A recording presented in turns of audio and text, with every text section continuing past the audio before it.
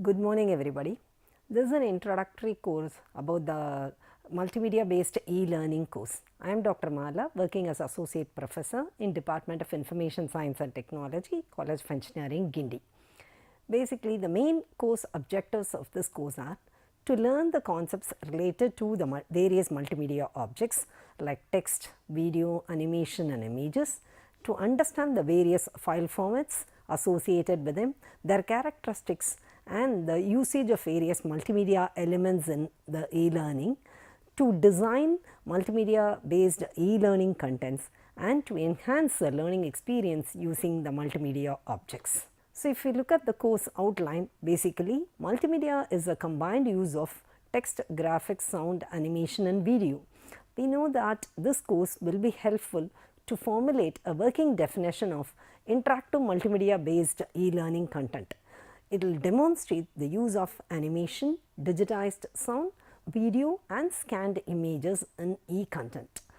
Using this course, it is possible for us to develop conceptual maps of content, and we will know the process for creating interactive multimedia instructional programs. If you look at the course description, in Unit 1, we will be talking about text and its related characteristics like fonts and font faces, the multimedia text and the various font editing tools that are available, both the open source as well as some of the available tools. And then we will learn about the hypermedia and the hyperlinks. Then we will be looking at the e-content design, and as a case study we will take a subject like data structure and we will create some e-content for this particular subject, and we will see how the e-text can be edited and can be designed. Next, in Unit 2, we will be looking at the addition of audio components to the e-content material.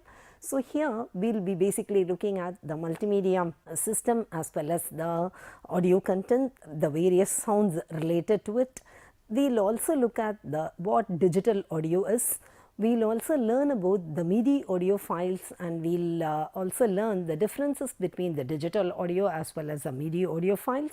And then we will also look at the various audio file formats that are available. And finally, we will take the previous case study where we have inserted the e-text for the subject data structure, and we will see how to embed audio onto that particular e-content. In Unit 3, we will be learning about the usage of images. So, here basically we will be looking at the creation of still images, the various color models that are available. We will also be looking at the various image file formats, and we will take the same case study, the data structure e-content, and we will now try to add some of the images related to the e-content, and we will see how the e-content has been enhanced. In Unit 4, we will be looking at the video concepts. Here the working principle of the video and then the various broadcast video standards will be learnt. We will also know the differences between the analog video and the digital video. We will also learn about the video recording and the various tape formats that are available. And finally, at the end of this unit, we will take the same case study, the data structure e-content that has been developed with the text and sound and images, and now we will try to add the video content related to it and see, and we can just compare how the e-content will look like. In Unit 5, we will be looking at the animation and the various authoring tools. So, here the basic animation principles, the various animation techniques that are available and the animation file formats will be studied. Later, we will be looking at the working principle of creating animation, and then we will also look at the various types of authoring tools that are available, and we will also learn how to add animation to the e-content that we have generated.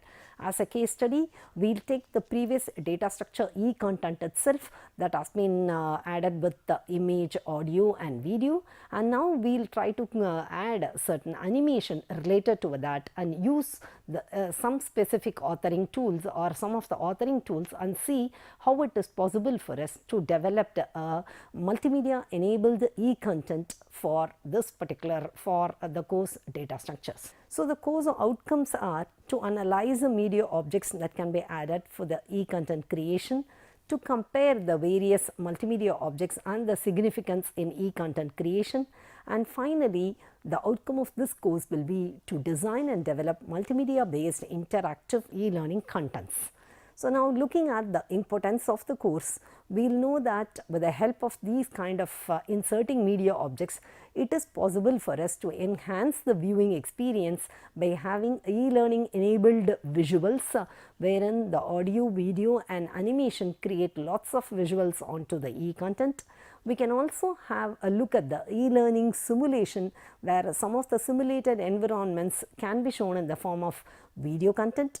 So this helps in creating a kind of expressive learning environment, and it also helps in creating an enhanced learning environment. It is also possible for us to increase the retention capability, so that we provide something called as enhanced e-learning retention capability. And finally, it is possible for us to give aesthetically pleasing e-content for the impaired people, like say the deaf and dumb, blind. For those kind of people, it will be helpful for us to embed the various multimedia objects and to create the e-content. So this is the importance of the course basically. Thank you.